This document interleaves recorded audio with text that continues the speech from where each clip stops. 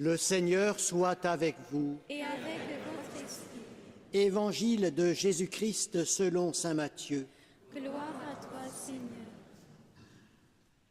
En ce temps-là, Jésus disait à ses disciples, « Ce n'est pas en me disant « Seigneur, Seigneur » qu'on entrera dans le royaume des cieux, mais c'est en faisant la volonté de mon Père qui est aux cieux.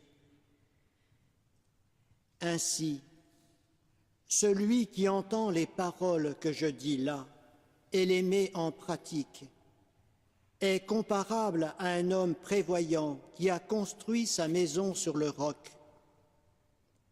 La pluie est tombée, les torrents ont dévalé, les vents ont soufflé et se sont abattus sur cette maison. La maison ne s'est pas écroulée, car elle était fondée sur le roc.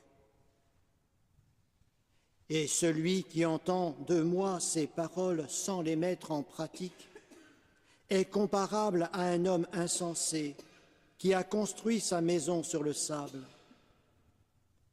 La pluie est tombée, les torrents ont dévalé, les vents ont soufflé, ils sont venus battre cette maison, la maison s'est écroulée et son écroulement a été complet.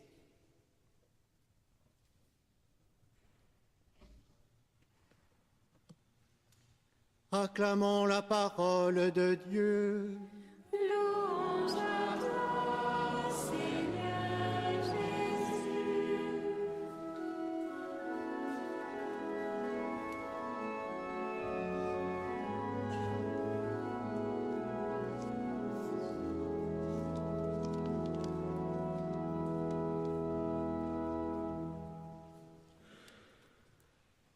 Celui qui entend les paroles que je dis là et les met en pratique. Je voudrais m'arrêter sur cette exhortation de Jésus parce que l'écoute de la parole de Dieu est bien au centre, au cœur du mystère de la Vierge Marie. Elle, fille d'Israël, qui a si profondément vécu l'invitation à écouter la parole pour la mettre en œuvre. Écoute Israël, le Seigneur ton Dieu est l'unique. Croire, c'est écouter d'une manière telle que la parole entendue nous conduise à une attitude d'obéissance. Quiconque écoute vraiment la parole de Dieu la met nécessairement en pratique. Car écouter la parole, c'est rencontrer quelqu'un qui nous aime, c'est désirer accomplir sa volonté.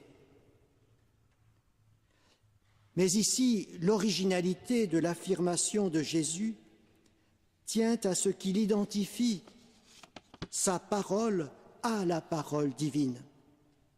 Il ne demande pas simplement d'écouter la parole de Dieu, mais d'écouter ce qu'il dit là, lui, Jésus.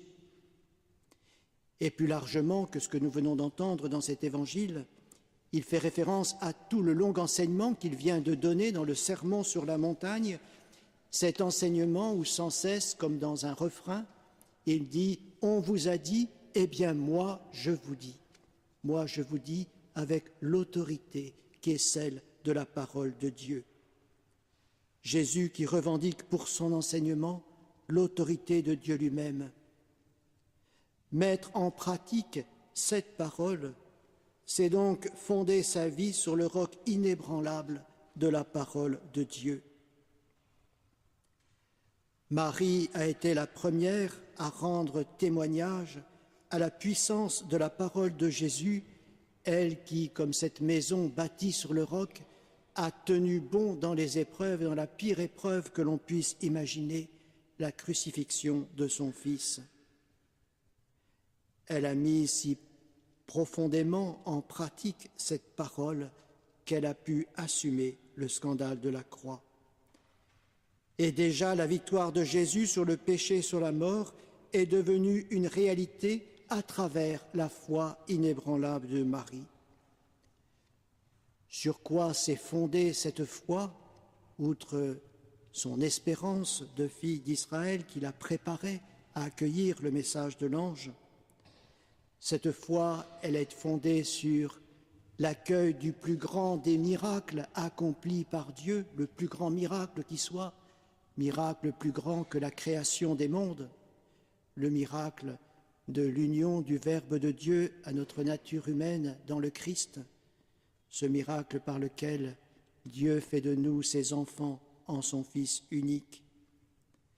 Marie a cru en ce miracle, elle l'a accueilli, elle l'a accompagné dans une vie toute simple de service, d'humilité, comme aimait à le contempler le bienheureux Charles de Foucauld, cette longue vie de Jésus à Nazareth, vie cachée, vie secrète, vie si simple, car la sainteté est une réalité infiniment simple. 30 ans de vie cachée de Jésus à Nazareth, 3 ans de vie publique et 3 jours pour sa passion, sa mort et sa résurrection, et réconcilier l'humanité avec Dieu son Père. C'est ainsi que Marie a accompagné jusqu'au bout, depuis l'accueil de ce miracle que nous allons célébrer à Noël, jusqu'à la mort et la résurrection de son Fils, cette parole divine venue transformer et libérer notre humanité pour faire de nous les enfants de Dieu. À son exemple, nous voulons être à l'écoute de la parole de Jésus, de manière à ce qu'il vive en nous par son esprit. Nous sommes nous aussi, en effet, frères et sœurs, appelés d'une certaine manière à concevoir le Christ en notre cœur par la foi, afin qu'il soit la vie de notre vie, l'âme de notre âme, la source vive de notre communion avec Dieu dans l'obéissance à son amour.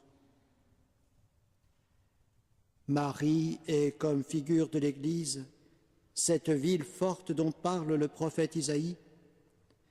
Nous pouvons nous mettre sous sa protection pour être à l'abri des doutes et du découragement, de l'angoisse et de la peur. En elle nous est offerte la grâce de la paix promise à ses disciples par le ressuscité. Avec elle, nous voulons habiter la cité sainte, la Jérusalem nouvelle, que Dieu a bâtie sur son Fils, sa parole éternelle. Lorsque nous sommes tentés de succomber à la tentation, prions-la d'intercéder pour nous. Demandons-lui en toutes circonstances la grâce non seulement de la fidélité dans la foi, mais de vivre pleinement comme elle de la vie de son Fils, afin que Jésus vive en nous plus que nous-mêmes. Alors, dans l'esprit de Jésus, nous pourrons accomplir en toutes choses la volonté du Père et vivre ainsi déjà dans le royaume de son amour.